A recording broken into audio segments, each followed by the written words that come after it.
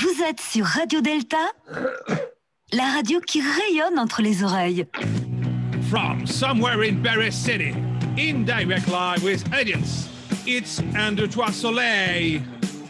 Tonight with your hosts, Philippe Benamou, Miss Viviane Bensoussan, History Man Jean-Laurent Trobet, Doc Marie-Pascale Schler, Ghosty Boy Patrick Vidal, The Mistress Marie-Françoise Blanchet, The Pilgrim Jean-François Dossard, Daniel Final Cut Febra, Question Yann, and the great producer Gilles Le Technique. And now, here it is, Under Trois Soleil. Alors, je rappelle quand même pour nos auditeurs, Radio Delta, c'est une radio libre, indépendante, bénévole, une radio web à retrouver sur notre site radiodelta.fr pour une écoute en direct de notre émission 1, 2, 3 Soleil. Alors, avant de débuter, quelques petites annonces qu'on fait généralement sur cette émission. Vous savez que Radio Delta, c'est une émission qui a été montée par des affreux francs-maçons et des affreuses francs-maçonnes. Mais bien sûr, dans cette radio, toutes les personnes ici présentes ne parlent qu'en leur nom propre. L'appartenance maçonnique n'est pas requise pour être ni chroniqueur ni invité à Radio Delta. Et bien sûr, cette émission se veut accessible à tous, francs-maçons ou non. Alors, vous pouvez poser des questions. Et oui, pendant l'émission, pendant les 2 heures qui vont nous réunir ce soir, vous pouvez poser des questions, donner votre avis à nos invités en direct pendant l'émission, soit par Messenger, soit sur Twitter, avec le hashtag Radio Delta, R-A-D-I-O, Delta comme un Delta, s'il soit rayonnant ou pas. Gilles à la technique a toujours un œil sur son smartphone pour transmettre vos avis ou vos questions. Alors, ce soir, nous allons tenter d'approcher, d'éclairer, d'avoir un éclérage sur... zut, j'ai oublié. C'était quoi déjà l'émission de ce soir? Le thème, c'était... comment s'appelait déjà la personne avec qui j'ai préparé cette émission? Enfin, il y en avait 2. Et le titre de ce livre, tiens, au fait, c'était quoi le nom de cette actrice qui jouait dans Les Demoiselles de Rochefort? Non, pas la blonde, mais l'autre. Oui, l'autre. La blonde, c'était Jeanne Moreau. Ah non, c'était pas Jeanne Moreau. Peut-être Bardot. Enfin, je sais plus. J'ai oublié. Et tenez, l'autre jour, je vais dans la cuisine pour chercher du sel. Et arrivé devant le frigo, je me demande ce que je suis venu chercher. Et d'ailleurs, était-ce du sel? Et surtout que j'étais dans la salle de bain. Bon, alors zut, une mémoire de poisson rouge, et ça ne s'arrange pas avec l'âge. Et donc, je fais comme tout le monde, hein, j'ai des trucs mnémotechniques pour me souvenir des choses importantes. J'ai des moyens mnémotechniques. Comme par exemple, j'ai une phrase là sur le bout de la langue. Ah oui, c'est mon vieux toutou Médor joue sur un nuage. Mon vieux toutou Médor joue sur un nuage. Et avec les initiales des mots, je retrouve dans l'ordre les... Ah zut, c'est quoi déjà que je retrouve dans l'ordre? Je ne sais plus ce que je devais retrouver avec cette phrase. Alors moi, j'ai d'autres trucs aussi. Par exemple, des fois, je ne sais plus très bien. Alors je triche. Par exemple, quand on me demande une date, je réponds toujours fin 19e, début 20e. Essayez, vous allez voir dans les conversations, ça marche quasiment à tous les coups. Et puis, quand je cite un bon nom d'auteur, une citation, mais que je ne me souviens pas de quel auteur il s'agit, eh ben, je l'attribue à Paul Valéry. Ah ben oui, tout le monde connaît Paul Valéry, mais comme personne ne sait ce qu'il a vraiment écrit, ça marche, vous allez voir, ça marche à tous les coups. Et en fait, si c'est drôle, vous pouvez toujours essayer Sacha Guitry. Si c'est philosophique, il y a Bachelard, ça fera l'affaire. Et puis si c'est intelligent mais qu'on ne comprend pas, on peut toujours dire que c'est du Maffesoli. Alors vous aurez compris, ce soir on va parler de la mémoire personnelle, celle qui nous fait défaut ou qui nous joue des tours, mais celle aussi qui nous construit, de la mémoire de ceux qui nous entourent et qui disparaissent sans souvent avoir eu le temps de nous la transmettre. Et de la mémoire collective aussi, celle qui fonde notre identité et qui nous rattache à une ou à des traditions. Alors pour aborder ce sujet sur la mémoire, nous sommes nombreux autour de la table, enfin plutôt autour de ou des caméras, puisque nous sommes en Zoom ce soir. Alors d'abord nos chroniqueurs, habituels ou pas, d'abord Marie-Pascale Schuller et ses très fameuses Nana Chroniques. Bonsoir Marie-Pascale. Coucou. Viviane n'est pas là ce soir, et oui, elle est clouée au fond du lit avec, on ne dira pas le nom, mais je crois que ça commence par un D, ça termine par un E, et malheureusement c'est un Doliprane. Jean-Laurent, notre affable blogueur gratuit. Jean-Laurent, vous êtes là avec nous ce soir? Présent, mais je suis là, je suis toujours là. Ah, ben on est content de vous entendre. Tu vois. Igor Selector, qui doit être dans un coin par là quelque part, je le vois à peine. Je suis là. Bonsoir Igor. Alex, notre nouveau chroniqueur. Bonsoir Alex. Bonsoir à tous. Et vous allez nous parler de commémoration, entre autres. Et je crois que vous allez nous rappeler quelques dates entre le 19e, fin 19e, début 20e, parce qu'il paraît que vous avez la mémoire des dates. Et puis, bien sûr, ce soir, avec nous ce soir, Gilles à la technique, comme toujours, en train de manger et de boire. Bonsoir. Et Daniel à la caméra sur un très magnifique fond blanc que malheureusement nos auditeurs ne peuvent pas voir, avec un logo Radio Delta. Est-ce qu'on peut rajouter quelque chose, mon cher Philippe? Allez-y, Jean-Laurent. C'est bien entendu de dire que Patrick Vidal est de nouveau pas là. Et voilà, et donc on lui décerne pour la 37e fois le Vidal d'honneur du Mexique qui vient et qui n'est pas là. Alors ce soir, nous avons deux invités que je salue. Tout d'abord François Benetta. Bonsoir, bonsoir François. Bonsoir à tous. Alors François, vous êtes créateur de l'Institut Mensana pour l'étude, l'entretien et le développement de la mémoire. Ça tombe bien qu'on vous a souhaité pouvoir nous parler de la mémoire et de nous éclairer sur tous les thèmes d'études que vous avez suivis. Et surtout, on abordera avec vous, évidemment, la mémoire collective, les pertes de mémoire, les trous de mémoire, cette mémoire qui nous joue des tours. Et vous allez nous expliquer un petit peu ce que vous faites avec les personnes que vous encadrez, que vous coachez pour développer la mémoire, sans avoir à leur farcir des listes de termes impossibles à retenir. Alors également avec nous, Nathalie Rocoux. Bonsoir Nathalie. Bonsoir.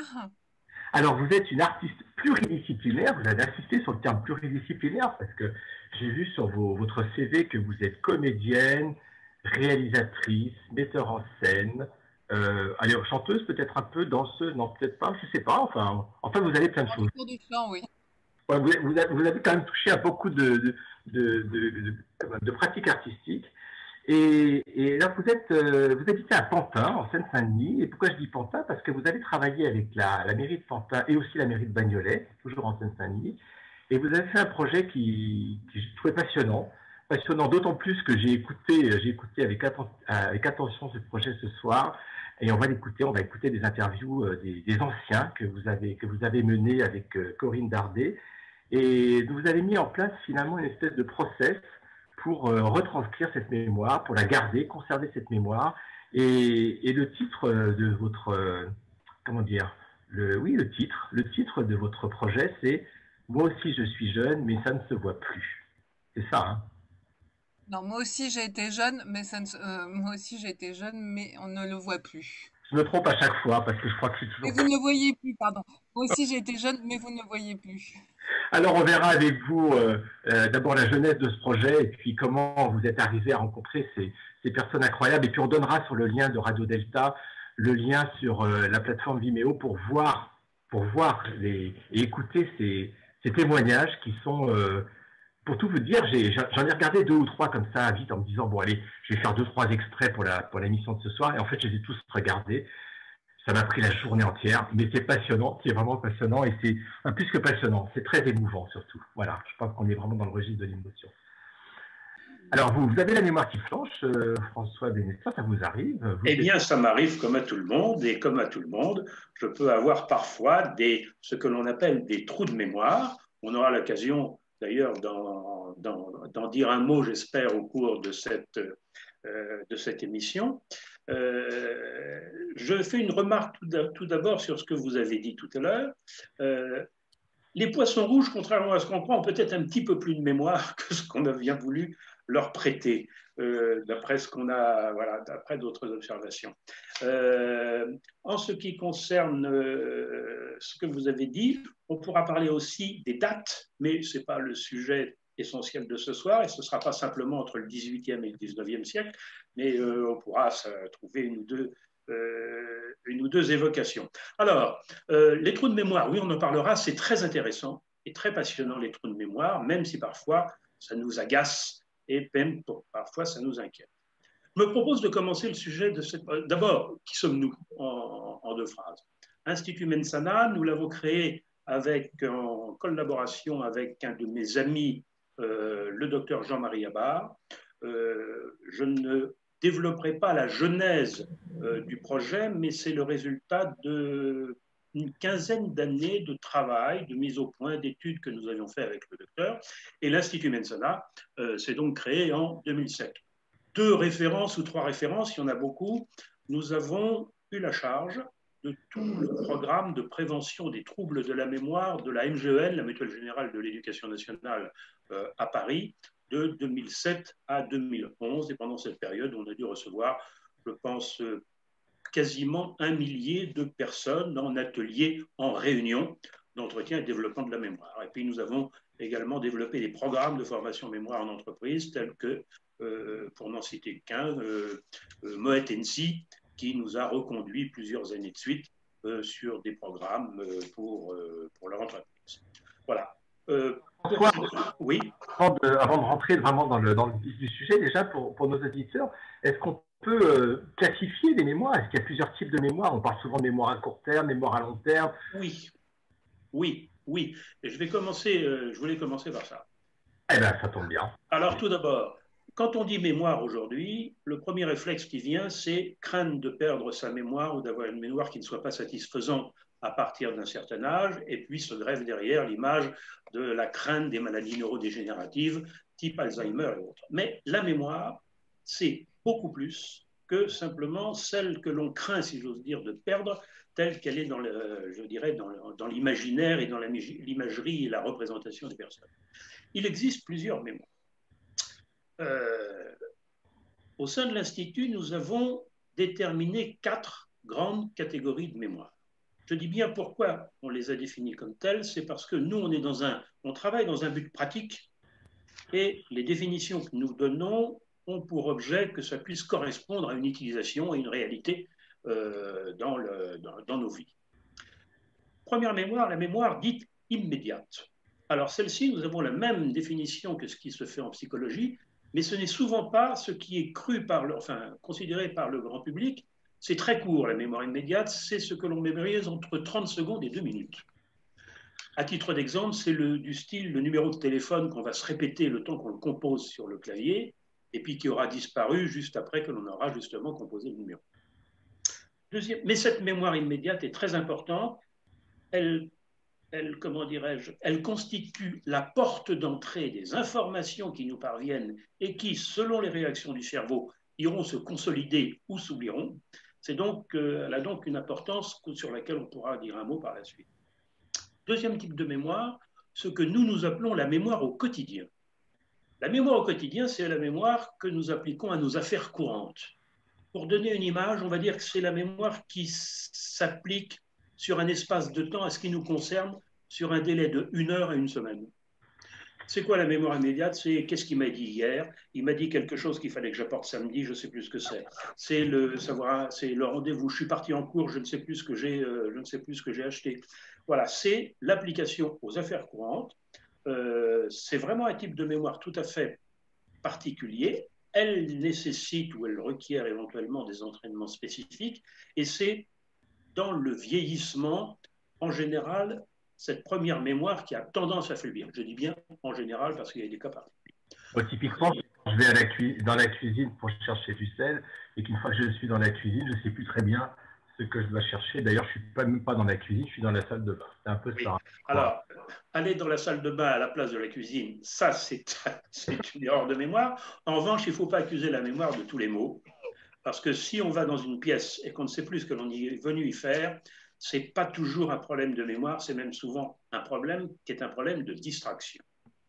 C'est-à-dire que, et surtout, plus on a l'esprit vif, je dirais, et plus on a des idées en tête, plus on va être distrait. Et vous êtes dans votre salle, vous êtes dans le living, vous allez chercher du sel, supposons-le dans la cuisine, comme ça a été proposé. Le temps que vous alliez dans la cuisine, vous pensez à autre chose. Vous dites, tiens, qu'est-ce que je vais dire à l'émission Radio Delta ce soir?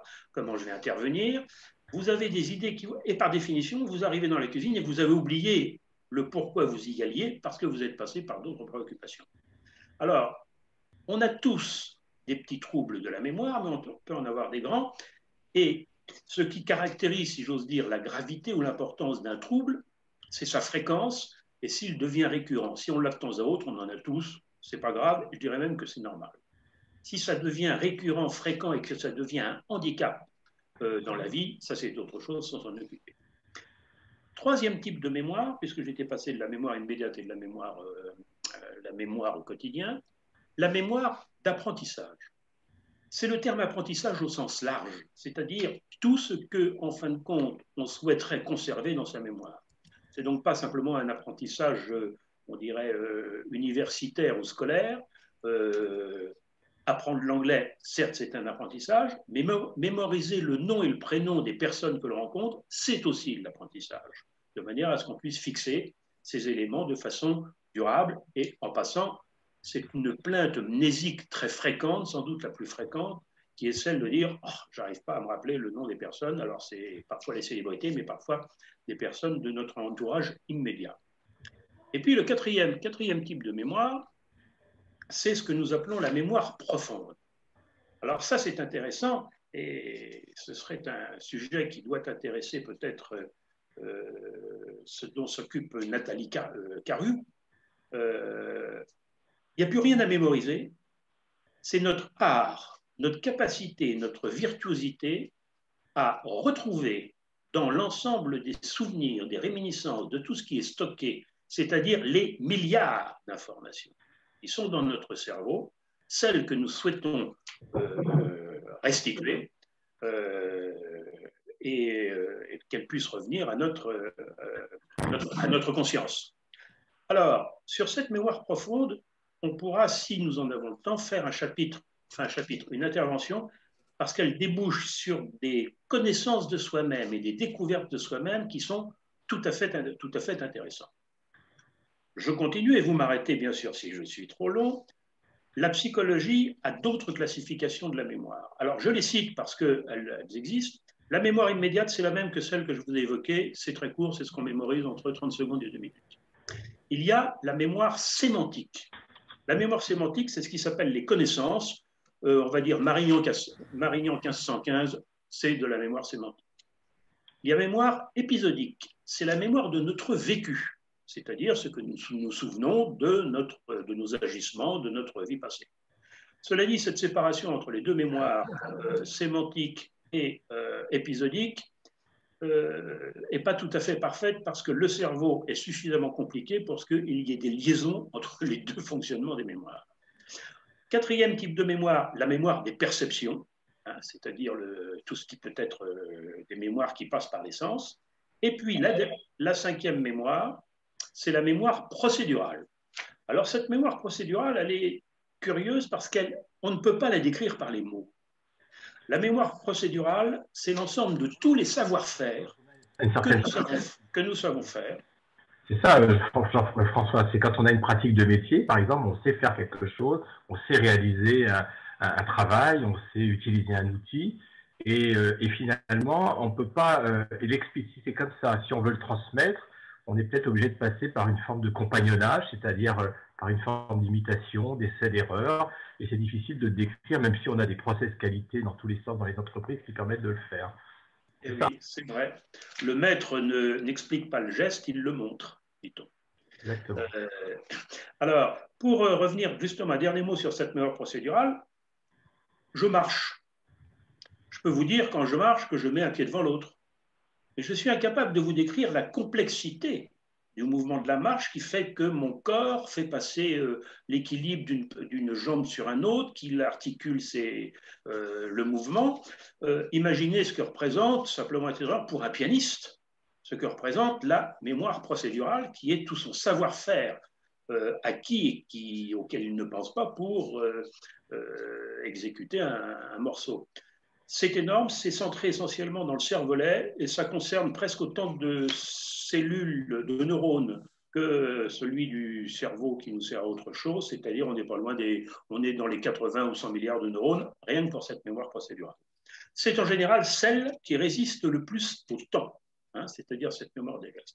Voilà en ce qui concerne, il existe d'autres catégories de mémoire, mais je suggère qu'on s'arrête là si vous le souhaitez. On l'a vu ensemble quand on a préparé cette émission. On a parlé également des personnages, hein, des hommes ou des femmes illustres qui ont une capacité de mémoire exceptionnelle, que ce soit simplement une capacité exceptionnelle ou alors des gens qui se produisent dans les music-halls. On va leur donner 300 unités de 300 mots, de 300 chiffres et ils vont pouvoir les réciter dans tous les sens. Et vous m'avez dit, bah, pour faire ça, je vous laisse nous expliquer comment on arrive finalement, parce que c'est un exercice qu'on peut faire même sans monter sur une scène de music hall, c'est un exercice qu'on peut faire régulièrement pour apprendre à dompter un peu cette mémoire. Comment on fait pour se souvenir comme ça de très grandes quantités de mots tels que vous l'avez fait, en se construisant cette histoire et pour reprendre une formule qu'on aime bien, l'art de la mémoire, comment on peut parcourir ce monde virtuel qu'on s'est créé dans la tête, dans lequel on a posé ces objets à mémoriser. Alors, il y a deux éléments dans ce qui vient d'être dit. Rapidement, il y a d'abord des mémoires prodiges qui sont naturellement prodiges, qui ne sont souvent pas des gens qui sont très heureux parce que les performances exceptionnelles qu'ils ont naturellement dans leur mémoire créent d'autres problèmes et ont des conséquences qui ne sont pas excellentes pour le fonctionnement du cerveau. J'en cite un qui est souvent cité en exemple par tous les spécialistes de la mémoire, c'est un exemple ancien qui s'appelait Vienamine. Cet homme-là, comme type d'exercice, on lui donnait une suite de syllabes, apata, nona, enfin des éléments qui n'ont pas de sens, et de suite, on lui en donnait une dizaine comme ça. Non seulement il était capable de les réciter du premier coup après qu'on les lui ait exposés, mais il était également capable de les réciter de la même manière 2 ans après. Donc, on a là des cas il y a d'autres cas qui sont du même topo. Il y a aussi des mémoires qui mémorisent facilement les nombres, je dis bien indépendamment des techniques qui peuvent exister. Or, ces personnes ont souvent un processus qui n'est pas loin d'ailleurs de ce que j'ai dit, c'est-à-dire ils voient les choses en couleurs. Quand ils voient les chiffres, ils mettent des couleurs, ce qui n'est pas loin de faire des images dans une certaine mesure. Mais voilà, ça existe. Ça, ce sont les mémoires prodiges. Le champion du monde Kasparov, d'échecs, qui ne l'est plus maintenant, n'est peut-être pas le plus virtuose en termes de combinatoire échiquienne, mais il a sans doute été l'une des plus grandes mémoires qui soit en termes de position d'échecs. Il devait avoir en tête 10 000, 50 000 ou 100 000 positions types d'échecs qui lui permettaient donc d'atteindre les niveaux auxquels il est arrivé. Maintenant, en ce qui concerne les listes longues dont vous m'avez parlé, Philippe, il est plus. Bon. Je confirme que mon prénom est Philippe, et non pas locomotive. Et donc, alors, c'est ce qui s'appelle les listes longues, et ça, c'est l'histoire de la mémoire. Il faut se reporter à 2500 ans, il y a 2500 ans. Et il y a l'histoire légendaire, on va dire, de la création des systèmes de mémoire, qui est l'histoire du poète grec, dont le nom va me revenir tout à fait, qui est la suivante. Le poète est invité chez un riche athénien qui veut donner un banquet. Et il demande au poète, écoute, j'aimerais bien qu'au cours de ce banquet, tu sois invité, tu sois le poète, et que tu puisses déclamer des vers, plutôt en mon honneur, moi qui organise le banquet. Simonide, vous voyez, comme ça, voilà, ça c'est, vous voyez, une mémoire. Donc le poète s'appelle Simonide, ou Simonides. Et le poète vient, mais il ne remplit pas tout à fait son contrat, et il récite des vers à la fois en l'honneur du maître des banquets, mais également entre les dieux, en l'honneur des dieux Castor et Pollux, qu'il aime beaucoup. Bon, le maître de banquet n'est pas très content, il lui dit, puisque c'est comme ça, tu ne seras payé que la moitié de ce dont nous sommes convenus. Bon, ça se poursuit, et puis tout d'un coup, il y a un esclave, on va dire, qui vient dans la salle du banquet et qui dit au poète, 2 personnes vous demandent à l'extérieur du lieu du banquet. Le poète sort de la salle. Est-ce que c'est Castor et Pollux qui ont voulu le demander pour le remercier de ce qu'il avait fait? Il se trouve que lorsque le poète a quitté la salle du banquet, le plafond du banquet s'effondre et tout le monde est écrabouillé. Quand on enlève les débris, on ne peut pas identifier les personnes parce que tellement elles ont été déformées par les blocs de pierre qui sont tombés. Mais Simonide va pouvoir dire là, c'est un tel, là, c'est telle personne, là, c'est telle personne, parce que il avait attribué ou se rappelait à chaque endroit quelle était la personne.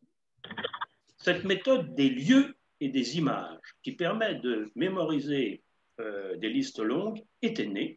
Loci et imagines. Pourquoi est-ce que je dis ça en latin? C'est parce que ça a été utilisé fortement au Moyen-Âge et il y a sur cette approche un problème qu'on ne peut pas tout à fait imaginer aujourd'hui, c'est que jusqu'à l'invention de l'imprimerie, et encore quand l'imprimerie est née, il n'y a pas pléthore de livres et qui plus est, tout le monde ne sait pas lire. Mémoriser les connaissances était un problème. Écrire est difficile. Hein, on n'a pas des outils tels que nous pouvons les avoir. On s'est donc creusé la tête depuis les Grecs anciens jusqu'au Moyen-Âge sur des systèmes de mémorisation pour mémoriser des masses d'éléments. Les plus grands, Saint-Augustin, Descartes, Giordano Bruno et j'en passe, ont développé, il y en avait même qui avaient fumé un peu la moquette dans leur système, des systèmes de mémorisation, puisqu'on dit qu'on pouvait mémoriser 500 éléments, 1000 éléments, 2000 éléments, jusqu'à 10 000 éléments, avec des systèmes de support. Quelle est cette méthode? Ben, vous pourrez l'utiliser, peut-être certains la connaissaient. Nous, quand on développe cette méthode, on dit à nos participants, c'est une méthode de foi. Pourquoi on dit foi? Parce que vous allez croire que ça ne marche pas, et ça marche. Bon. Le principe est très simple. Vous choisissez, certains ont dû l'entendre, vous choisissez une pièce de votre appartement. Et puis, dans cette pièce, vous en faites le tour, vous la parcourez, vous la connaissez parfaitement, c'est une pièce de chez vous. Et vous déterminez 10 lieux fixes. Le fauteuil, la télévision, la bibliothèque, la plante verte, l'aquarium, etc. 10 dans un sens. Ça, ce n'est pas difficile à mémoriser, vous connaissez votre pièce. Ensuite, si l'on vous donne une liste d'éléments quelconques, vaut mieux que ce soit plus intéressant que ma liste locomotive, échelle, etc. Mais peu importe, ça pourrait être ça. Et les 10 éléments sur une liste de 10, vous posez, je dis bien vous posez. Vous dites, tiens, si c'était la locomotive, sur le fauteuil, je pose la locomotive. Sur la télévision, je pose l'échelle, etc., etc. Et après que vous avez fourni, si j'ose dire, votre image de ces éléments, on appelle les images les éléments à mémoriser et les lieux les endroits sur lesquels vous les posez. Vous serez étonné de voir comment vous allez pouvoir redonner la liste des 10 éléments que vous avez posés. Si vous prenez une deuxième pièce avec à nouveau 10 lieux, vous en mettrez 20. Puis une troisième pièce, 30. Puis quand vous aurez utilisé toutes les pièces de chez vous, prenez celle du voisin ou de vos parents ou de vos enfants, ou ceux de votre extérieur, c'est-à-dire votre rue. Vous pouvez également baliser le panneau d'interdiction de stationner, la bouche d'incendie, l'arrêt d'autobus, des éléments que vous connaissez par cœur et sur lesquels, qui vont vous servir de lieu sur lesquels vous pouvez poser les éléments que vous voulez mémoriser. Alors, il a été parlé de l'art de la mémoire tout à l'heure dans le propos. Frances Yates, anglaise, a écrit un bouquin fort bon qui est sur l'art de la mémoire. Mais alors, la force de ce livre-là, c'est que c'est une thésarde. Donc, elle a fait une thèse. Le livre est un peu difficile à lire parce que, comme une thésarde, elle justifie. Dès l'instant, elle prend un élément historique de la chose, elle le justifie, donc c'est long à lire comme un peu le rythme d'une thèse. Son livre est très complet. Il y a des choses très intéressantes sur des représentations de supports, de lieux qui ont été imaginés par un certain nombre de personnages. Il a un inconvénient et un gros, c'est qu'il est limité uniquement à ce système de mémoire. Or, il en existe beaucoup d'autres qui sont d'une autre nature. Voilà, pour cette... Alors, pour faire des numéros de music hall, mais je veux pas... Pour faire des numéros de music hall, il existe également une manière de mémoriser les nombres. C'est peut-être moins utile aujourd'hui, on a suffisamment d'outils pour mémoriser les nombres, mais enfin, il est bon peut-être d'avoir quand même des numéros qui peuvent nous servir et sur lesquels on peut avoir un trou de mémoire, style un code de carte bleue, des codes informatiques, par exemple. On a eu des participants qui le faisaient. Il y a des personnes qui ont plus la mémoire des nombres, d'autres qui ont plus la mémoire peut-être des odeurs. Est-ce qu'il y a des personnes, est-ce qu'il y a des personnalités? On verra tout à l'heure avec Marie-Pascale si la mémoire est genrée, c'est-à-dire si elle est homme, plutôt homme ou plutôt femme. Mais est-ce qu'on peut dire déjà, est-ce qu'il y a des personnes qui ont plus une faculté à mémoriser un certain type d'éléments? Alors, on a tous, nous faisons d'ailleurs, enfin, nous faisons également des évaluations mémoire hein, dans ce que propose notre institut. On les a appelés d'ailleurs évaluations mémoire pour qu'on ne les confonde pas avec les bilans médicaux mémoire qui sont d'une autre nature. Bon, et on trace un profil mémoire de la personne après que on lui a donné une batterie de tests, d'exercices. Nous sommes tous différents et nous avons tous des profils mémoire différents. On peut avoir une bonne mémoire des lectures et une mauvaise mémoire des nombres. On peut avoir une bonne mémoire des nombres et une mauvaise mémoire des noms des personnes qu'on rencontre. On peut avoir une bonne mémoire des personnes qu'on rencontre et une mauvaise mémoire appliquée au quotidien, etc., etc. Et on est tous différents. Et pourquoi une personne est plus douée dans un type de mémoire que l'autre? Rien ne l'explique. On a toutes les possibilités. Mon cher Gilles, pardon. Est-ce que c'est une réaction d'homme et la femme ou... Homme-femme? Alors. Non, je vais juste donner la parole à Marie-Pascale qui... Oui, j'avais envie d'intervenir. La connaissance que j'ai, c'est que les faits de mémoire les plus anciens sont les faits olfactifs. Et quand on travaille avec des gens qui ont des maladies dégénératives extrêmement évoluées ou avec des gens qui sont dans des comas ou des amnésies extrêmement profondes, en fait, pour leur redonner la mémoire, pour faire revenir des souvenirs, il faut leur amener des odeurs et c'est quelque chose qui réactive des circuits neuronaux extrêmement primitifs, extrêmement anciens. Mais ça, c'est sur de la pathologie, alors que vous travaillez sur la personne saine, entre guillemets. Alors, pour vous répondre, oui, si j'ose dire, on travaille qu'avec des gens en bonne santé, si j'ose dire. On nous a demandé, à la suite de ce qu'on a vu, qu'on puisse s'occuper de personnes en début d'Alzheimer. Alors, j'en parle pas ici, ce sera un autre sujet. C'est un travail d'abord, est-ce que ça peut donner quelque chose? J'en suis pas sûr. La deuxième des choses, c'est qu'on a fait des essais, c'est un boulot de fou, et de toute manière, s'il y avait quelque chose à faire, là, on ne peut pas le faire seul. Il faudrait absolument qu'on monte un grand projet, ce sera mais je ne sais pas s'il y a une chance que ça réussisse, parce que c'est vraiment d'une autre nature, mais qu'on fasse ça en liaison avec du médical, proprement dit, et qu'à la limite, si je résume un peu facilement, si vous voulez, nous, on est des experts en exercice, mais il faudrait qu'on ait des experts en médical pour qu'on puisse faire à ce moment-là une liaison d'études, et je ne suis pas sûr du tout que ça puisse se faire. Mais pour répondre à votre question sur l'olfaction, oui, en plus, le chemin est court du cerveau, de la perception au cerveau, et avec ce qui passe par le nez. Donc, ça explique qu'il y ait une forte évocation. On a tous vécu le fait qu'une simple odeur ou un parfum, on revit une scène, on se revoit à un endroit, ça nous rappelle un souvenir ancien. C'est très puissant, le domaine des odeurs. Ça, on est bien d'accord. Les nanas chroniques de Marie-Pascale Schuller. Ah, ben voilà. Merci Gilles. Mémoire d'homme, est-ce qu'il y a des mémoires de femmes? On sait que les hommes ne se souviennent jamais des anecdotes d'anniversaire. Ouais. Ah, mais évidemment, elles font la peau, n'est-ce pas? Allez, c'est monsieur le docteur Alois Alzheimer, un médecin allemand qui a décrit en 1906 cette maladie neurodégénérative qui se traduit, entre autres, par la perte progressive des différentes fonctions de la mémoire. C'est encore un homme qui laisse son nom à la postérité dans un dictionnaire de médecine. Donc, cette maladie, c'est la plus connue des démences.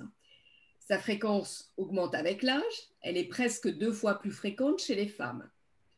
Les savants et les savantes nous expliquent plein de facteurs de risque multiples, génétiques, épigénétiques et tous ces trucs.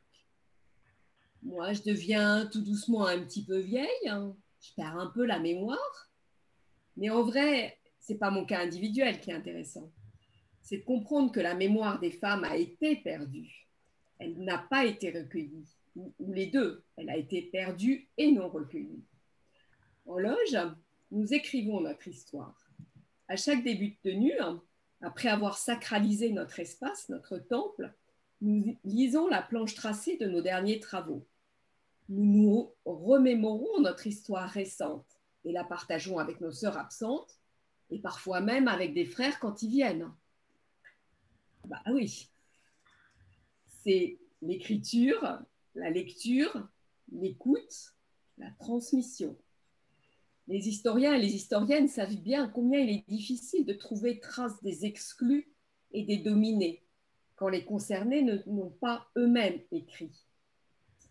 C'est comme ça qu'on a appris pendant des années que l'homme préhistorique traînait sa meuf par les cheveux pour qu'elle fasse la popote dans la caverne. Ça, c'était ce qu'avaient dit les historiens. C'est des hommes qui avaient dit ça. Du 19e, début du 20e, n'est-ce pas, Philippe? Dans un bon contexte de pensée patriarcale.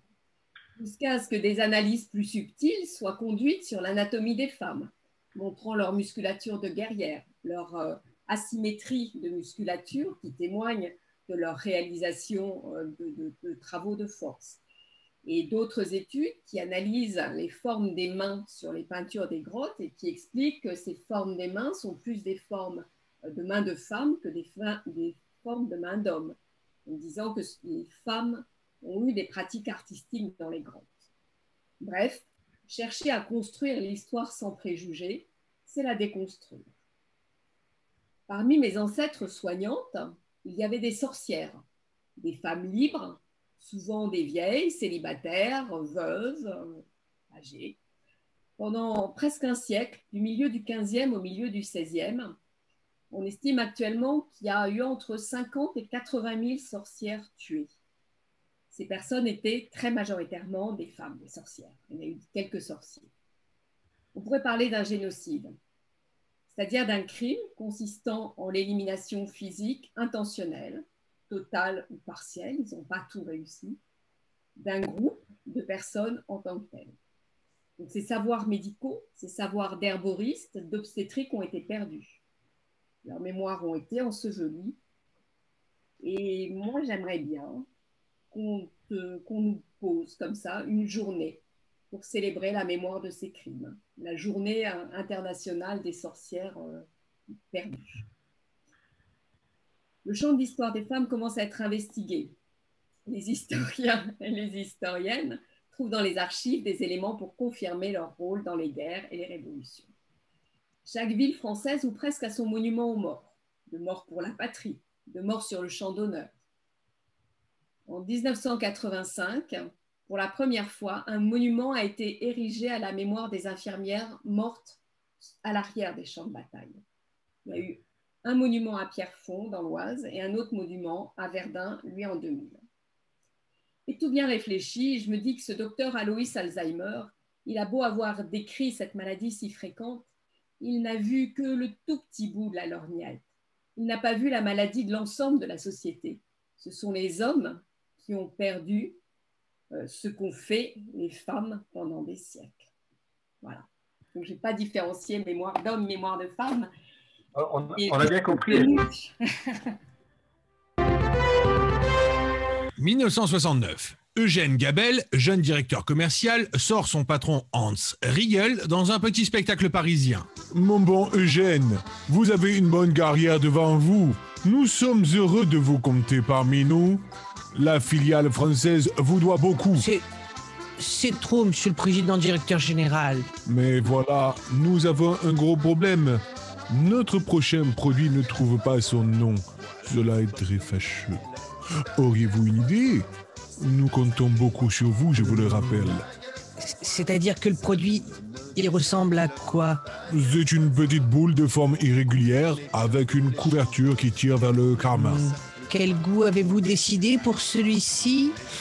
Nous hésitons avec un goût ananas, banane peut-être, ou fraise. Avec une couleur rouge. Ce serait mieux fraise, non ? Ya, c'est presque trop évident, ma. Oh, c'est énervant cette musique. Ils ne peuvent pas se taire un peu. Qu'est-ce qu'ils chantent d'ailleurs ? Tagada Tsouin. Mais oui, Tagada, la fraise Tagada. Le voilà votre nom. Et c'est ainsi que Eugène Gabel a trouvé le nom de la friandise la plus vendue en France depuis les années 70. Voilà la petite histoire.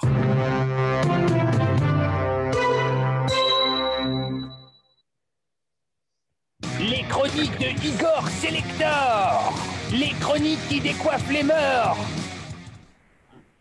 Allons-y, Igor, pour le pouvoir des textes et de la musique, pour relier la tradition et le temps à venir. Exactement. Merci, merci Philippe. Donc, les lettres et les notes des mémoires de demain. Comment transmettre et dans quel lieu aurait pu être le titre de cette chronique, et j'aurais pu ainsi traiter des problématiques mémorielles contemporaines sous un angle politique et historique avec le regard propre aux sciences sociales, et en tirer une chronique sous forme de notes que j'aurais envoyées par pigeon voyageur à celles et ceux auxquels l'État confie ce travail d'historien et de nourrir leurs pensées complexes. Mais j'ai préféré me tourner du côté de l'éthique et de la praxis, du sage et du musicien, et intituler les quelques lignes sans queue ni tête que voici, les lettres et les notes des mémoires de demain. Sauf qu'une fois ces mots écoutés, la question reste cependant ouverte. Et pour y répondre, puisqu'elle semble s'imposer, quoi de mieux que de demander à nos deux traceurs de paraboles de nous écrire à quatre mains une mémoire lettrée sur la portée du temps, puisque la transmission mémorielle relie nos espaces temporels à nous qui ne sommes pas faits que d'instants et qui sommes quelque peu ballottés par les conflits supposés entre tradition et pseudo-modernité, entre fuite en avant et mémoire passée. Comment transmettre? En quel lieu? Pour que le contenu de cette transmission, qui n'est pas uniquement mémoire, puisse vivre et faire vivre, relier sans imposer, pour que, dit autrement, puisse se dessiner le chemin du juste, génération après génération, et tout en permettant cette fameuse reconnaissance mémorielle sans laquelle le passé reste lettre morte. Le sage et le musicien répondent de concert que les lettres à elles seules, pleines de sagesse, des textes transmetteurs, ceux dont le philosophe dit au passage qu'ils sont tendus sur la tradition comme les cordes sur le bois du violon, ne sont pas des récits figés, mais des éléments dont il nous faut, année après année, recomposer l'équilibre si l'on veut qu'il perdure, et que c'est ce nouvel équilibre, ce nouvel ordre, qui fait leur force et leur signification. Il nous enseigne donc que la grande image ne saurait avoir de forme, ne saurait être d'épinal, et nous invite par conséquent à jouer la tradition, comme le pianiste joue ses notes, sans partition, mais en y mettant tout le contenu de son vécu comme de son apprentissage, jouer en reliant l'instant à l'histoire avec un grand H, mais sans la figer, pour laisser, comme lui dit le sage, la brume émerger à la cime des arbres et dessiner ainsi le monde qui advient. Dit autrement, il me semble que si l'on souhaite, en des temps où monte l'insignifiance de mots inactifs, que le contenu de la transmission soit réellement porteur de sens et par conséquent vivant et universel, susceptible de relier espace-temps et espace humain et de servir de support à nos vies, nous devons lutter contre la tentation très contemporaine de figer la forme des images et d'en arrêter la signification.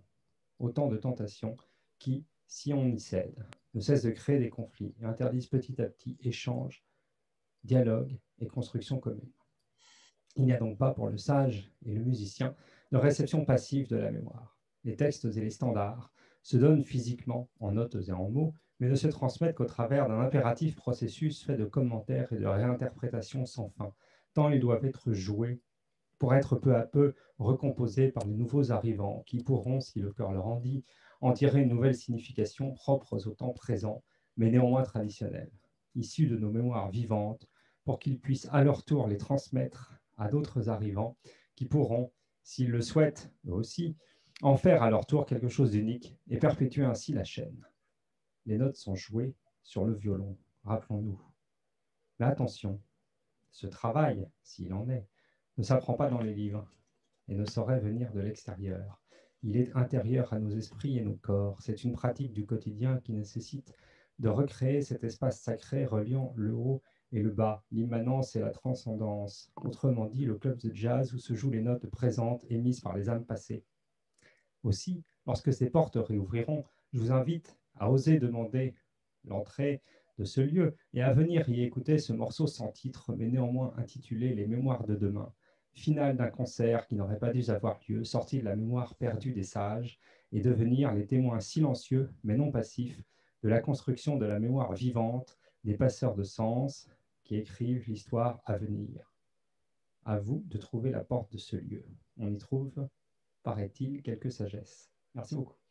Vous êtes sur Radio Delta, la radio qui rayonne entre les oreilles.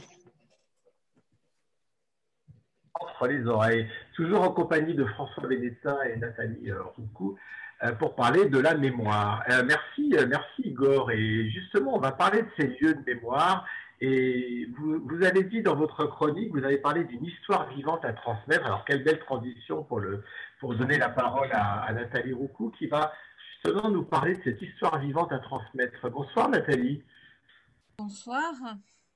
Alors, vous avez mis en place un projet dans les villes de Bagnolet et Pantin, un projet qui consiste, en fait, vous allez nous raconter ça, mais en 2 mots, c'est à aller au contact et à la rencontre de personnes plutôt âgées, on va dire des seniors, c'est comme ça qu'on dit aujourd'hui, et vous leur demandez de nous raconter leur histoire, vous les filmez, vous les prenez en photo, et vous transcrivez en fait leur histoire. Alors on va écouter quelques extraits tout à l'heure, mais d'où est venue cette drôle d'idée d'aller écouter les anciens? Finalement, les anciens, bon, ils n'ont pas grand-chose à dire, non?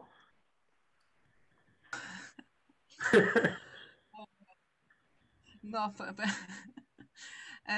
cette idée, enfin moi, est née d'abord de la photographie, parce que je suis photographe. Et je voulais apporter dans mon travail de photographe une part beaucoup plus humaine et enfin beaucoup plus humaniste. Et je réfléchissais à un sujet depuis quelques jours, enfin on va dire depuis une semaine, à qu'est-ce que à faire du photoreportage, mais je ne savais pas quoi et je cherchais, enfin voilà. Et puis je suis allée chez mon kiné. Et en attendant, dans la salle, j'entends une autre kiné qui parle à un autre et qui dit: «Ah, mais tu sais pas, Madame Machin, qui a 85 ans, elle a été kiné comme nous». Et puis ça se voit pas du tout. Et de là, j'ai eu une espèce de lueur, de lumière, et j'ai dit: «Mais oui, en fait, la place de nos anciens, enfin on les voit pas, on les regarde pas, mais en fait eux aussi ils ont été jeunes, ils ont eu un métier, ils ont eu une vie, et c'est là qu'est né. Moi aussi j'ai été jeune, mais vous ne le voyez plus en fait. Chez Voilà. mon... Très beau titre, très beau titre. Moi aussi j'ai été jeune et vous ne le voyez plus. Alors qu'est-ce qui vous ont raconté ces personnes? Qu'est-ce qu'elles vous ont raconté? Donc on est allé, comme vous l'avez dit, c'est Bagnolet qui a initié le bal en fait, hein, c'est-à-dire la médiathèque de Bagnolet qui j'en avais parlé, et on est allé à la rencontre de personnes âgées de 75 à 96 ans, donc et ils nous ont raconté leur vie pendant la Seconde Guerre mondiale, la résistance, après la guerre, la construction d'une France plus juste, les Trente Glorieuses, la guerre d'Algérie, la libération de la femme, les années 70, la vie, l'amour, la mort, enfin l'appréhension de la mort, parce que pour pour certaines personnes qui étaient âgées de 96 ans, ils avaient perdu leur conjoint, et comment ils l'appréhendaient, et eux, leur propre mort. En fait, on a eu des entretiens de au moins 2 heures, et on a retenu que une vingtaine de minutes, mais il y avait de quoi faire, on va dire, plusieurs épisodes par personne. Et ces personnes, c'est vous qui êtes allé les chercher ou comment ça s'est passé? Parce qu'on enfin, je vais dire un truc un peu banal. Quand on écoute les interviews, et on va écouter quelques extraits tout à l'heure, on a l'impression que ce sont des personnes un peu extraordinaires. Et après, je me suis dit, mais finalement, toutes les personnes sont extraordinaires. Il suffit de les écouter, c'est ce que vous avez fait, et on le sent dans les questions que vous posez. Alors, est-ce que c'est des personnes, je dirais, extraordinaires que vous interviewez, ou bien est-ce que c'est monsieur et madame tout le monde, mais qui finalement cachent une vie extraordinaire? Pour moi, c'est monsieur et madame tout le monde qui cachent une vie extraordinaire. Il n'y a pas que les personnes qui sont mises dans le domaine, enfin, j'allais dire dans la vie publique, enfin, des personnes célèbres de notoriété publique qui peuvent être écoutées, filmées, mais il y en a d'autres qui ne disent rien en fait, et qu'on peut aller voir, des personnes extraordinaires. Pour moi, on est tous extraordinaires, on a tous une histoire à raconter en fait, hein.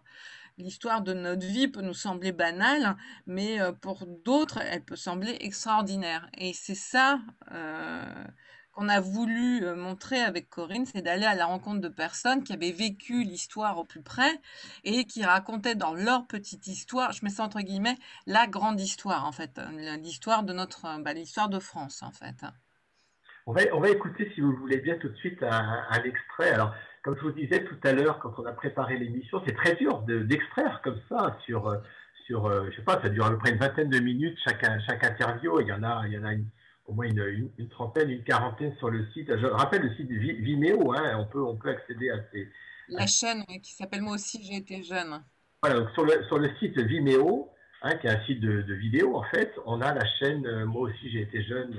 Et on peut accéder très facilement et gratuitement à toutes ces vidéos. Donc j'en ai extrait, donc c'est avec ma sensibilité à moi.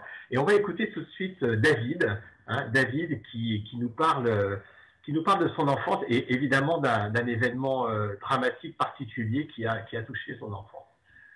Gilles, on écoutait. On habitait dans les étages différents, dans les quartiers différents, mais il y avait les grands-parents, mes oncles, mes tantes, mes cousins, cousines. Je crois qu'ils ont été déportés le jour de la rafle du Veldiv. La police française est venue. Et une anecdote aussi de ce jour-là. Quand ma mère a vu ses beaux-parents, ses beaux-frères et belles-sœurs partir, elle nous a pris, ma sœur et moi, et on est descendu également, et elle est montée dans le camion. Elle est montée dans le camion qui emportait toute cette petite famille. Et ma grand-mère, qui était une femme de tête, il paraît, elle s'est retournée vers elle, elle me disait « Mais qu'est-ce que tu fais là? Tu as un mari qui est prisonnier de guerre en Allemagne, et quand il va rentrer, il va avoir un logement vide. Tu retournes, tu l'attends, ton rôle, elle n'a pas fait pour protéger ma mère et nous protéger. Non, ils ignoraient où ils allaient. Hein. Elle l'a fait pour protéger son fils qui était prisonnier de guerre. Tu attends ton mari encore. » Et ma mère, malheureuse comme tout, comme les pierres, elle est descendue du camion avec moi-même et ma sœur et elle a vu toute cette famille partir. Et oui, elle nous a sauvés, ma grand-mère, certainement. Mais la douleur que j'ai, c'est pendant des années, et même, je l'avoue encore, j'attends que sonne à la porte et qu'ils arrivent. Je n'arrive pas à y... C'est un symbole pour moi, je n'ai pas connu, j'y arrive pas. J'attends qu'on sonne à la porte et qu'ils arrivent. C'est vrai que c'est des souvenirs, dans tous les souvenirs que vous avez écoutés et que vous mettez à disposition, il y a des souvenirs douloureux comme cela, puis on va en écouter d'autres qui sont plutôt des souvenirs joyeux. On parle aussi de la vie, on parle de la mort, bien sûr, on parle surtout de l'amour aussi, on parle des enfants, de la famille, des fêtes. Il y a beaucoup de témoignages aussi de militants, on va en écouter. Bon, on peut réécouter David, parce que David, à la fin de son entretien avec vous, il parle de sa vie politique, parce qu'il a eu une vie politique. Alors on va écouter le deuxième extrait de votre David. Quand Mitterrand a été élu, je me souviens, j'étais descendu, on avait des amis qui étaient du côté de la Bastille. On était descendu de Pantin, à la Bastille à pied avec des copains dans les rues. J'avais l'impression qu'on se libérait par la deuxième fois. Il y avait des gens qui nous applaudissaient des fenêtres. On était les rois du monde. C'était très, très important. C'était très, très important. Alors après en 83, il y avait une élection municipale. Donc, on m'a demandé si je voulais faire partie de la liste, et puis c'est parti. Et on a été élus avec le Parti communiste. On était la minorité de la majorité. Et puis, petit à petit, on a joué les coucous, on a pris leur place. Qu'est-ce qui vous plaît dans la politique, en fait? C'est parler aux autres. C'est une fenêtre ouverte. J'ai dit, tout le monde pensait que là, je n'aurais pas repartir parce que j'ai 80 ans tout de même. Mais j'ai dit, j'en ai besoin le matin, je me lever, prendre ma douche et mettre une chemise, une cravate et voir les autres. C'est important, je ne veux pas rester dans mon fauteuil et regarder les vœux de l'amour à la télévision. Notre acte est dirigé pour les autres. Pour les autres. Enfin, ceux qui font la politique pure, ce n'est pas pour soi. Moi, je suis plus content parce que je crois quelqu'un qui me dit bonjour, qui me reconnaît, qui me dit bonjour avec un grand sourire. Pour moi, c'est le moment le plus formidable de la politique. D'ailleurs, je termine par deux mots que j'adore, le mot respect et le mot fraternité. Donc, eh oui, ça nous parle, nous, Francs-maçons, la fraternité, hein, ça nous parle beaucoup et on aime beaucoup entendre des hommes et des femmes qui ont eu une vie politique, une vie locale, mais pas seulement. On va écouter Jacqueline tout à l'heure et qui nous parle de fraternité et qui ont vécu leur sens politique, leur action politique avec fraternité. Nathalie Roucou, on peut se projeter dans ces interviews. On est tous à un âge où on a évidemment des parents, peut-être qui sont encore présents sur cette terre. Et quand on écoute ces interviews, on se dit, mais finalement, mon père, ma mère, ils m'ont pas dit tout ça. On n'a pas pris le temps de les écouter et ils n'ont pas peut-être aussi voulu parler des expériences de leur jeunesse parce que c'est la vie, parce que ça continue. Vous pensez aussi à ça quand vous écoutez ces interviews ou quand vous avez écouté en direct ces interviews? J'ai pas entendu la question en fait. J'ai pas compris la question. Évidemment, ce sont des personnes que nous ne connaissons pas. On écoute leurs témoignages, mais on ne peut pas ne pas penser à nos parents. Ah oui. Et se dire, mais finalement, quand je regarde la vie de mon père et de ma mère, de mes grands-parents que j'ai peu connus, alors, ça je parle à mon nom propre, je ne sais pas vraiment qui ils ont été. Je ne sais pas vraiment ce qu'ils ont vécu. En tant qu'enfant, ils ont tout ça. Moi, je vais vous dire, moi, c'est aussi né il y a... je regrette, j'ai un regret, c'est que moi, ma mère est décédée, j'avais 30 ans, et de ne pas avoir assez discuté avec elle sur ce qu'elle avait vécu. Et pareil pour mes grands-mères et qui sont parties aussi. Et en fait, ce qui nous reste, c'est des photos, des albums de photos, et on n'a pas d'image et on n'a pas le son. Et je me suis dit, c'est dommage parce que moi, je suis à un âge, après, c'était au moment où j'avais 40 ans, quand j'ai commencé à faire ce projet, je suis à un âge où je suis en mesure d'écouter tout ça et j'aurais voulu qu'elles me racontent leur histoire, qu'elles me racontent la guerre, qu'elles me racontent leurs conditions de femmes. Et ça fait partie de l'éducation. Je pense que c'est quelque chose qu'on devrait faire, qu'on devrait inciter. C'est-à-dire inciter nos anciens, nos parents à parler. Quand le titre, c'est Moi aussi j'étais jeune, mais vous ne le voyez plus. C'est aussi revendicatif.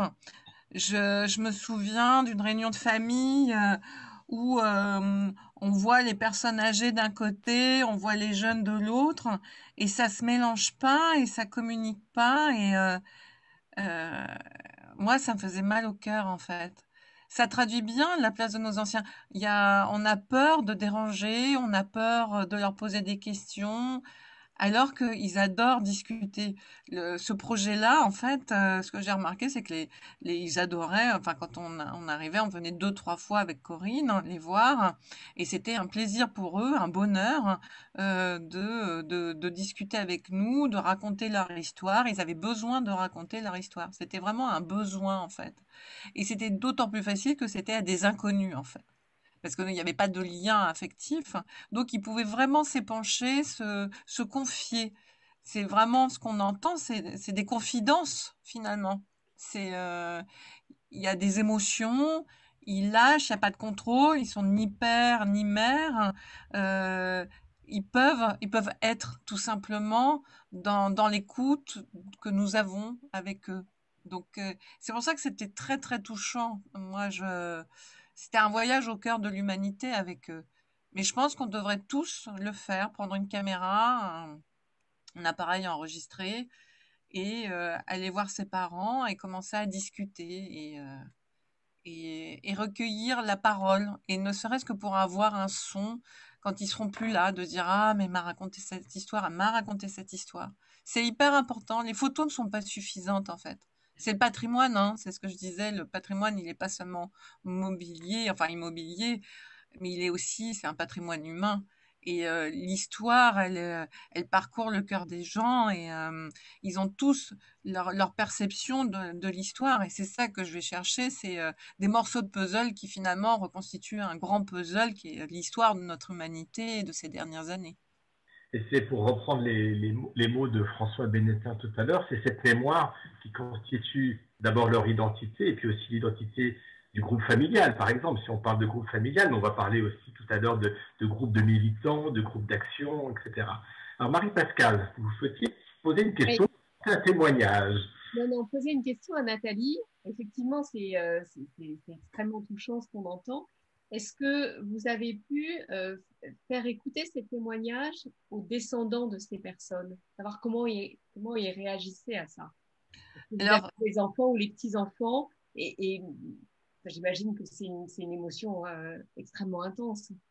Oui, il y a eu une restitution en fait qui a été faite donc à Bagnolet par le biais d'une exposition vernissage avec les vidéos qui ont pu être visionnées et les photos, parce que c'est aussi des photos, parce que je les prenais en photo avec une photo d'eux quand ils étaient jeunes dans la même posture pour montrer le temps qui passe. Mais oui, leur famille, les premières personnes qu'ils ont averties, c'était leur famille. Donc, ils sont venus avec leurs enfants, leurs petits-enfants. Et en fait, dans le livre d'or, il y avait des messages de leurs enfants, dont sa fille, disait, mais jamais je n'avais vu ma mère sous cet angle-là.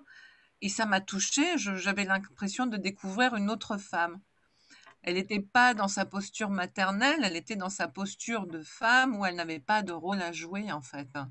Ça a touché bon nombre de personnes. Nous, on a des gens qui sont décédés de Bagnolet et en fait, leurs enfants nous ont contactés pour avoir les rushs des vidéos et on leur a transmis, comme il y avait 2 heures d'entretien, c'était les images qui restaient, le message aussi qu'ils donnaient aux générations actuelles. En fait, toutes les discussions, c'était l'histoire de leur vie, en fait. Nous, ce qu'on a fait, en fait, on a mis en image un petit peu une sorte d'album photo, mais c'était en vidéo. Et c'est un énorme cadeau, je pense qu'on fait aux femmes. François Bénétin. Oui, il y a quelque chose qui est très intéressant, me semble-t-il, dans ce qu'on a entendu, c'est qu'en plus, ça évoque des résonances en nous-mêmes quand on entend le récit des personnes. Et moi, en vous écoutant, j'ai vu le camion, j'ai vu la mère qui descendait du camion, j'ai vu la grand-mère, et en même temps, en écoutant ce monsieur, j'ai vu mon grand-père, et mon grand-père qui racontait des choses. Donc, on a des résonances, on a des évocations qui se réveillent, si j'ose dire, à l'écoute de ce récit, et ça, c'est aussi assez formidable. Voilà. Vous m'avez dit, Nathalie Roucou, aussi que les municipalités de Bagnolet et Pantin étaient partenaires de ce projet. Elles vous ont suivi sur ce projet et que vous aviez envie d'abord de continuer, d'élargir ce projet, à la fois peut-être à d'autres municipalités ou d'autres groupes de personnes, et aussi peut-être de lancer un projet peut-être de plus grande ampleur en disant, mais finalement, chaque municipalité, on va prendre cette entité pour commencer, chaque municipalité devrait disposer d'un service qui serait chargé de conserver cette mémoire. Alors on parle souvent de services de patrimoine, on pense aux bâtiments, souvent même des bâtiments industriels, des bâtiments classés, etc., des bâtiments religieux, pourquoi pas, des écoles, des mairies, etc. Il y a un patrimoine immobilier, il y a un patrimoine artistique, il y a un conservatoire s'il y a une bibliothèque, mais il n'y a pas la mémoire des anciens de la ville. Et c'est ceux qui ont construit cette ville. C'est ça, Non, il n'y a pas. Et pour moi, en fait, après avoir fait deux saisons de Moi aussi j'étais jeune, c'est la réflexion que je me suis faite, c'est que on devrait proposer, en fait, ça devrait être à la mairie, un service public, proposer à ceux qui le veulent de raconter leur histoire par le biais de la vidéo ou du son, pour qu'ils puissent laisser une trace, en fait, à leurs enfants, à la ville, à qui ils veulent, en fait, pour pas que quelque part ils disparaissent totalement. Je pense que ça serait quelque chose que les mairies pourraient proposer. Je pense pas que ça coûterait extrêmement cher, hein, mais de proposer ça à ceux qui ont fait la ville ou pas, hein, de laisser une trace. Que ça soit pas seulement que les enfants ou les petits-enfants viennent voir leurs parents et posent des questions, parce qu'il y en a qui posent pas de questions, et c'est qu'après, quand la personne est disparue, qu'ils se disent «Ah mince, j'aurais dû lui parler». Mais non, on devrait le proposer, en fait, systématiquement. Pour moi, hein, mais ça, je vois ça de manière assez large, hein, mais je sais pas si c'est faisable, en fait. Ça doit être faisable, tout est faisable. On va écouter un autre témoignage que vous avez enregistré et que moi j'ai trouvé superbe. C'est cette femme qui a 80 ans passés, cette femme qui s'appelle Marie. À 90. Elle a 90 ans. Alors elle les fait pas, hein. Quand on voit les vidéos, elle est incroyable. Elle est incroyable. Et en fait, si on devait donner un titre à son témoignage ou sa mémoire, ça serait «J'aime la liberté». Elle a découvert la liberté en tant que femme à la mort de son mari. Elle en a presque un peu honte, mais pas tant que ça. On va écouter le témoignage, l'extrait du témoignage de Marie. D'accord. Et vous avez fait quoi? Elle parle de la mort de son mari, hein, juste avant. Je ne savais pas quoi faire de ma peau. Et là, par des amis, j'ai commencé à connaître les activités qui se faisaient sur Bagnolet. Donc, vous aviez 60 ans. Voilà. Et là, j'ai commencé à faire du sport, parce que je suis très souple. Et vous ne faisiez pas de sport avant? Rien. Donc, vous avez... Ben, je faisais du sport, si, il y avait mes caisses. Oui, mais après... Elles étaient lourdes, hein. J'avais 67 ans quand j'ai commencé vraiment à faire du sport. Et je suis montée sur des skis à 67 ans. Comment ça s'est passé? Au début, c'est pas évident, hein, de tenir sur des skis quand on n'a jamais fait ni de roller, ni de quoi que ce soit. Ouais, c'est pas évident. Il faut faire attention aux chutes et tout. Ben, j'en ai eu quelques-unes. Hein. Ouais. En rentrant, j'avais un beau pape-monde, hein, au derrière. Hein. Et alors? Et ben, depuis, j'ai commencé. J'ai commencé à faire du sport, de la gymnastique. Et là, étant donné que j'étais souple, ça se passait bien, j'ai commencé à faire des stages pour animer les gens qui arrivaient, qu'on formait, qui venaient. Je connais plein de monde maintenant. Des centaines. C'est vrai. C'est la partie que je préfère. De votre vie? Sur Bagnolet, oui. Ouais. Ouais. C'est-à-dire, au point de vue activité, au point de vue contact avec les gens, oui, je pense que c'est ce que je préfère. Étant petite, j'étais au milieu. Je recevais des coups de pied dans le derrière des grands et je torchais les petits. Et je pense que c'est comme ça que je me suis mariée, sûrement pour être libre. Et comme j'ai eu aussitôt 2 enfants, je n'ai pas connu de liberté du tout. Je ne connaissais pas. Je l'ai connu vraiment, c'est malheureux de dire, quand j'étais veuve. Je suis bien, je suis libre. Libre complètement. Je n'ai jamais laissé mes enfants s'occuper de moi. Jamais. J'adore la liberté. Je crois même que je suis devenue beaucoup plus dynamique étant plus âgée qu'avant. Je n'avais pas l'occasion, c'est tout simplement.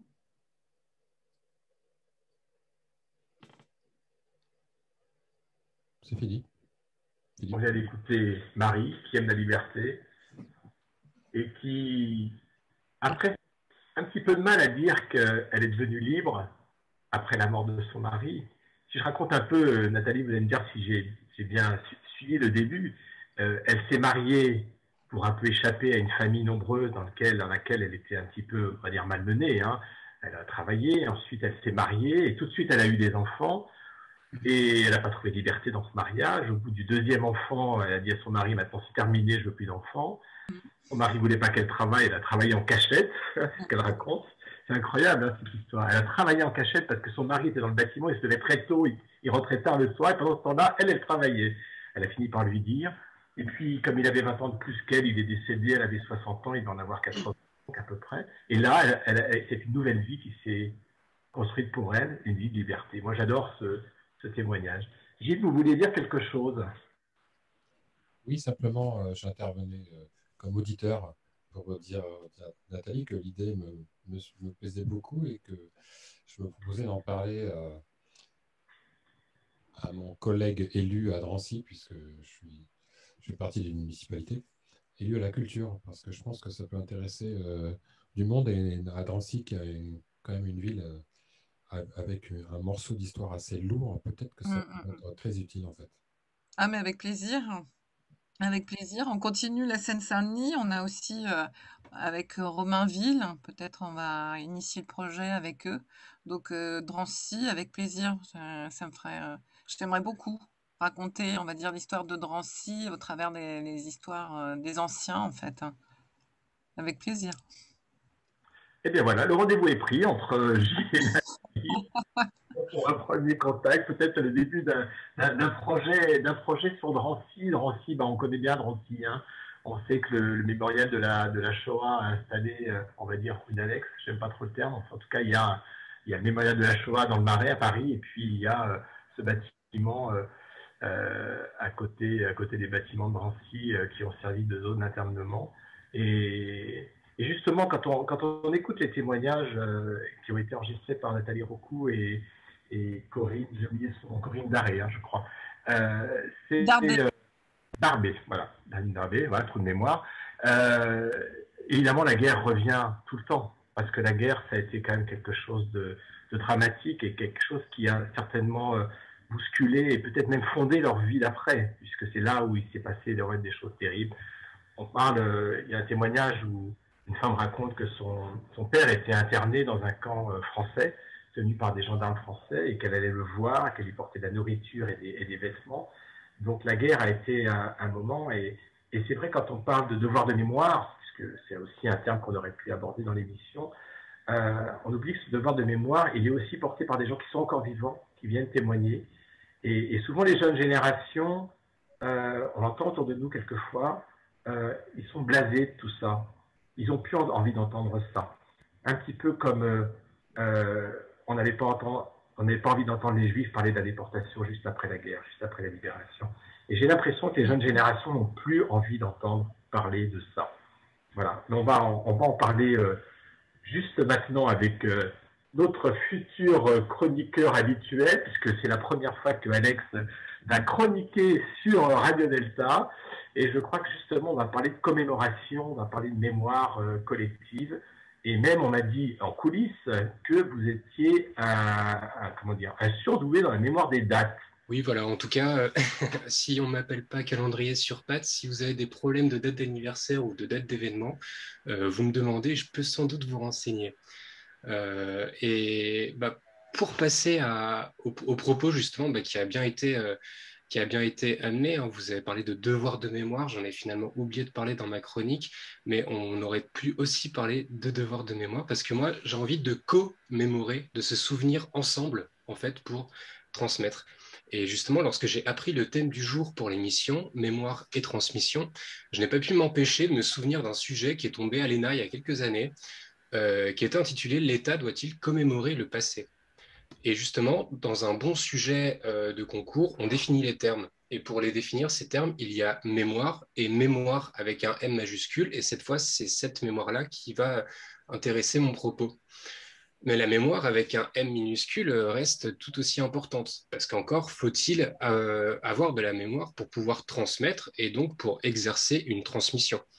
Si l'on a une mémoire de poisson rouge, ou pire, si la mémoire est atteinte d'un point de vue médical avec la maladie de l'Alzheimer, par exemple, il devient impossible que l'on se souvienne, que l'on se remémore quelque chose, quelqu'un, un événement ou un lieu. D'ailleurs, en parlant de lieu, la mémoire et la transmission, ça peut aussi être les monuments, le patrimoine. On parle de mémorial, on parle de lieu de mémoire, et les musées peuvent en constituer un exemple parfait. La nécessité de conserver et de transmettre est telle que la France ne compte plus ses musées, ses lieux de mémoire. Même la franc-maçonnerie dispose d'un musée, c'est dire. D'ailleurs, la franc-maçonnerie, à travers sa démarche initiatique, tend pleinement à la transmission par son rite et sa méthode depuis maintenant 3 siècles. Mémoire. Mais des problématiques se posent quand on pense à la mémoire. Et est-ce que l'on choisit sa mémoire, sa transmission? Ne dit-on pas dans les expressions quotidiennes que l'on peut avoir une mémoire sélective? En héritage, ne transmettons-nous finalement pas seulement ce que l'on veut transmettre? Si cette affirmation peut être relativisée dans l'histoire familiale, car en cas de décès, les dettes font partie intégrante de l'héritage. Cette sélection se vérifie pleinement dans l'histoire d'une société et plus particulièrement dans les débats qui ont trait à la transmission de la mémoire collective. La société française est particulièrement politique et polémique. Les disputes ne manquent pas sur la transmission d'une mémoire qui parfois nous fait honte, comme un aïeux peu recommandable pourrait faire honte à un héritage familial. Je passe les polémiques sur l'inscription de Charles Maurras au livre des commémorations nationales en 2018, ainsi que sur la question du pétain du chemin des dames qu'il faudrait différencier du pétain de l'État français. Mais une autre polémique s'impose cette année, celle de la commémoration de Napoléon en cette année 2021, date du bicentenaire de sa mort. Après une année de Gaulle en 2020, on pense à cette partie des Britanniques qui vouent aujourd'hui Churchill aux gémonies, alors que l'Europe entière l'a glorifié pendant plus d'une cinquantaine d'années. Rappelons qu'en France, aujourd'hui, et malgré les conflits idéologiques et politiques d'hier, tout le monde se rattache au général de Gaulle. Que dire alors de Mitterrand, dont nous commémorons également cette année à la fois les 25 ans de sa disparition et les 40 ans de son accession historique au pouvoir, figure à laquelle nombre de nos personnalités politiques se revendiquent. Que dire de la Commune de Paris, dont on commémore les 150 ans également en 2021 ? Ne faut-il pas commémorer un épisode particulièrement fort de notre histoire politique ? La question s'est posée également pour mai 68. Ne faut-il pas se souvenir en commun de Napoléon, un homme d'État qui a terminé la Révolution en France et qui lui a permis de continuer à la France à peser sur la scène internationale en son temps ? Si ces polémiques, et on peut penser au phénomène du déboulonnement des statues qui ont d'abord eu lieu outre-Atlantique et qui a émergé en France, démontrent à quel point on analyse un contexte et un moment historique aujourd'hui à travers les yeux de l'époque à laquelle on vit, que dirions-nous de Jaurès, davantage réformateur en son temps que révolutionnaire ? Que dirions-nous alors de Marcel Samba, dont on commémorera en 2022 les 160 ans de sa naissance et le centenaire de sa mort, qui a œuvré en tant que député pour les droits des femmes, pour l'ancêtre de notre assurance chômage, pour l'ouverture des musées en soirée afin que le plus grand nombre puisse accéder à la culture? On était fin 19e, début 20e. On pourrait lui reprocher et lui enlever toute crédibilité parce qu'il a simplement été franc-maçon en prenant pour raison une énième polémique sur la franc-maçonnerie. Ces lignes, pour conclure, me rappellent une autre question de concours sur laquelle je dus plancher il y a quelques années. L'oubli peut-il être un bienfait ?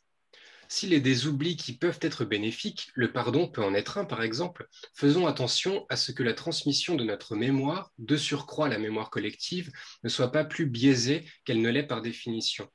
Commémorons, rappelons-nous ensemble. Ne célébrons pas forcément. Il n'est pas question d'ouvrir une bouteille de champagne pour chaque événement historique d'importance, mais de s'en souvenir, tout simplement.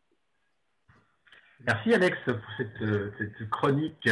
La mémoire et l'oubli me fait penser une anecdote. Mon neveu Mogan, que certains connaissent ici et qu'on salue au passage, quand il était tout petit, il était vraiment tout petit, ce Minus, il m'avait dit un jour, tu sais tonton, dans ma tête j'ai un grand livre et dans le grand livre, dans ce grand cahier, j'écris tout ce qui se passe. Alors je lui ai dit, bah oui, ça s'appelle la mémoire. Il me dit, ouais, mais qu'est-ce que je vais faire quand le cahier il sera plein? Et ça avait l'air de l'angoisser ce pauvre gamin. Mais bon, je lui ai expliqué qu'on avait une gomme, etc., etc. Jean-Laurent, vous étiez au mur des fédérés il y a quelque temps pour oui. La commune. Oui. Donc chanter le temps des cerises. Ah oui, alors c'est une mémoire un peu particulière. Et ouais. D'ailleurs, la Grande Loge de France va célébrer par une vidéo, parce qu'on ne peut pas faire autrement actuellement. Il y a un frère qui s'appelle Gérard Gabella qui a déjà fait des conférences et on va parler des 150 ans de la commune. Christophe Bourseiller sera un des narrateurs de cet événement. On le fera vraisemblablement fin avril, au moment où on pourra célébrer la fin de la semaine sanglante, pour ceux qui connaissent. Voilà, alors c'est vrai que cette commune de Paris, voilà, c'est une histoire un peu dont on se souvient peu, il faut dire, parce que c'est pour certains d'entre nous, ça paraît évident, mais je pense que pour un certain nombre de personnes, déjà, Léon Blum, le Front populaire, 1936, c'est très loin. Alors 1871, c'est encore plus loin. Cet épisode, sur le point de vue maçonnique, c'est vrai, est assez à revers aujourd'hui, puisque la plupart des francs-maçons qui ont participé à la Commune de Paris étaient des francs-maçons écossais et que le Grand Orient de France de l'époque était vent debout contre les communards et contre la Commune de Paris. D'ailleurs, c'est assez drôle et c'est plutôt bienvenu, quoi, au fait qu'ils commémorent aujourd'hui les morts de la Commune de Paris. Mais voilà, l'histoire étant ce qu'elle est, je pense qu'ils feront quelque chose aussi le 1er mai, je crois. Savoir également que le grand maître de la Grande Loge de France fera un petit discours sur la tombe de Gustave Mesureur le 1er mai. Voilà, puis-je dire quelque chose d'autre? Jean-Laurent, la parole vous est donnée. Qui n'est pas sur la Commune de Paris. Tout à l'heure, fort justement, François Bénétin a parlé du livre L'art de la mémoire de Francis A. Yates, qui a dû paraître, je crois, à la NRF, chez Gallimard, dans la bibliothèque des histoires, qui s'appelle L'art de la mémoire. Et c'est vrai que c'est un gros volume. Je ne sais plus combien il y a de pages, mais il y a au moins 450 pages, je crois. Donc c'est vrai que c'est un gros volume. On parle notamment de Giordano Bruno, de Raymond Lull. Bref, c'est un gros ouvrage. Et si je peux me permettre de vous recommander la lecture d'un ouvrage qui est beaucoup plus petit, mais qui est aussi intéressant, ça s'appelle L'art de la mémoire et la formation du symbolisme maçonnique. C'est de Charles Jameux. Et là, il n'y a qu'une centaine de pages, 120 pages, je crois. Et c'est un petit livre qui est super intéressant sur l'art de la mémoire et la franc-maçonnerie, donc les deux thèmes qui nous intéressent ce soir. Voilà. Merci Jean-Laurent. On va faire comme sur France Inter et France Culture. On donnera tous les éléments sur notre site, les liens Internet de l'Institut Mensana de François Bénétin et puis le lien Vimeo de moi aussi j'ai été jeune, mais ça ne se voit plus. Alors, on va revenir avec vous, Nathalie, sur ces interviews. Et j'ai envie de vous faire écouter, non pas à vous, Nathalie, parce que vous les connaissez bien, mais ça m'a peut-être... l'interview de Jacqueline, parce que Jacqueline, elle est incroyable, Jacqueline. Elle a commencé à travailler à 14 ans. Elle a eu une vie, finalement, assez banale, comme beaucoup d'hommes et beaucoup de femmes de cette époque. Elle a beaucoup travaillé, mais surtout, elle est devenue une militante. Et comme elle le dit, elle est devenue une militante enragée.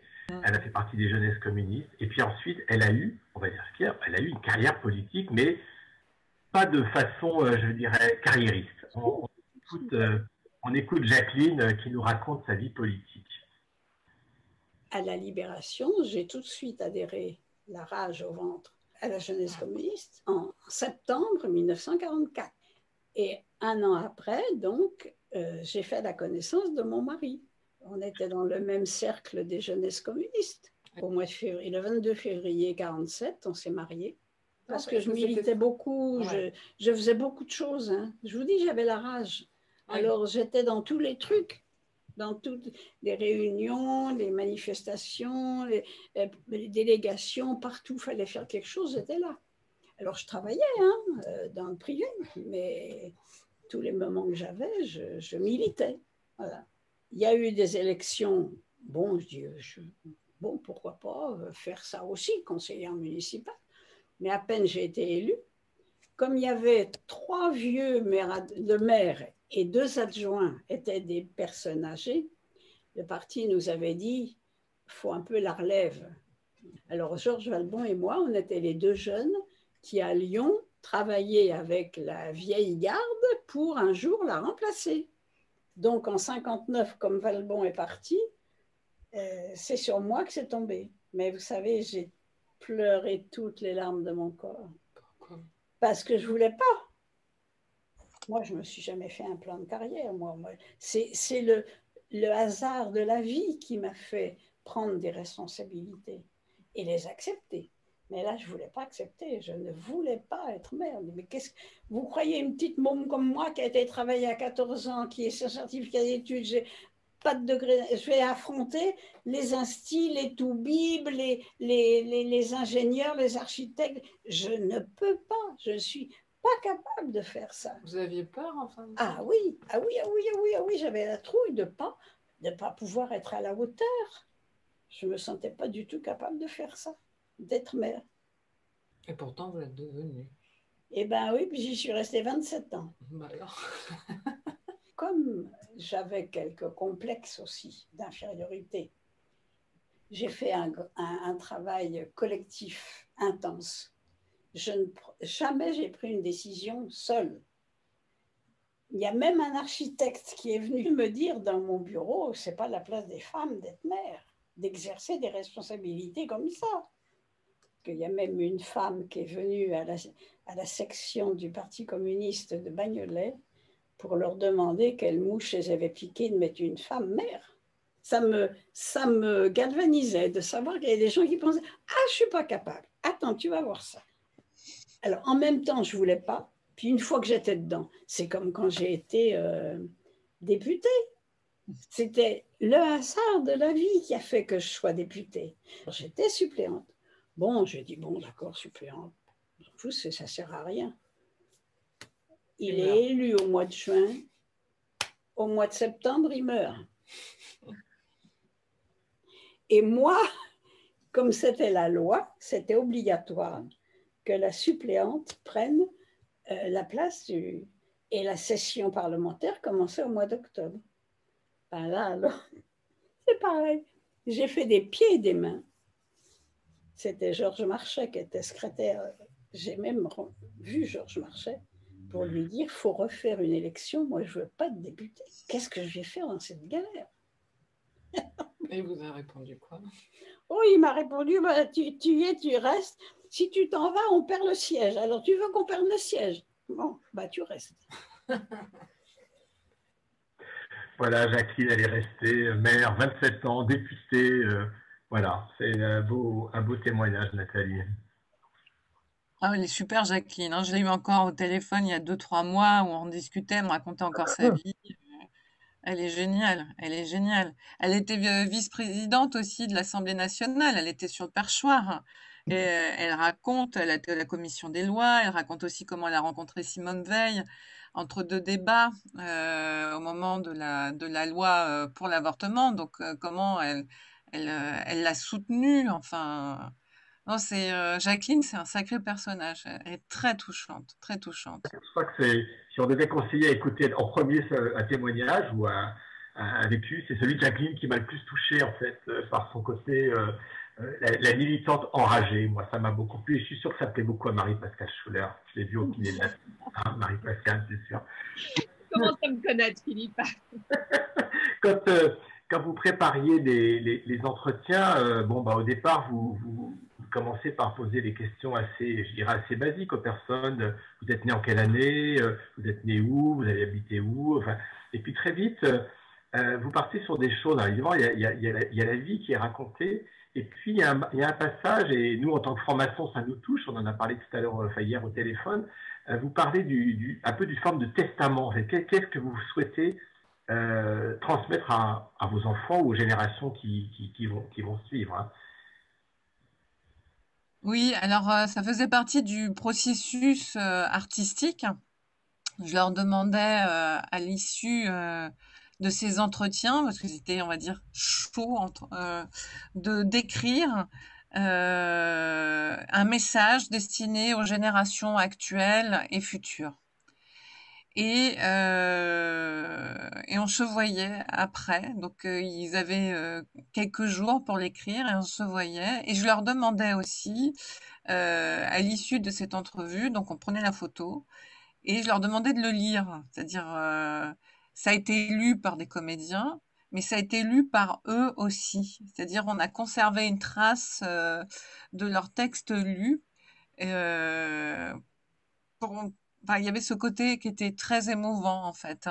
Et tous, hein, quand on lit les textes, c'est super beau, c'est philosophique, C'est le devoir de la mémoire, de la transmission. Et, il faut vivre l'instant présent. Ce qui compte, c'est l'amour.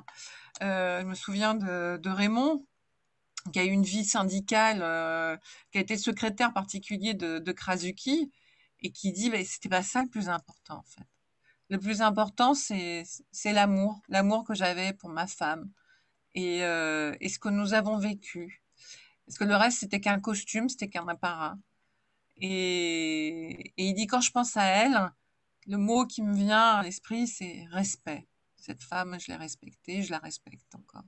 Voilà, Écoutez, moi, l'impression que j'ai eue, c'est quand ces personnes-là, qui sont âgées, très âgées pour certaines, c'était qu'elles avaient plus leur costume de politiciens, de syndicalistes, d'instituteurs, mais des costumes d'hommes et de femmes, et qui pouvaient vraiment s'épancher, en fait, qui étaient vrais, qui étaient humains. Quand je dis que j'ai fait un voyage au cœur de l'humanité, c'est ça. Et on touche à quelque chose d'universel. Et moi, j'étais complètement remuée après toutes ces expériences, toutes ces rencontres. Ça m'a grandi. Voilà. From somewhere in Paris City, in direct live with audience, it's Under Trois Soleil. Tonight with your hosts, Philippe Benamou, Miss Viviane Bensoussan, History Man Jean-Laurent Trobet, Doc Marie-Pascale Schler, Ghosty Boy Patrick Vidal, the Mistress Marie-Françoise Blanchet, the Pilgrim Jean-François Dossard, Daniel Final Cut Febra, Question Yann, and the great producer Gilles Le Technique. And now, here it is, Under Trois Soleil.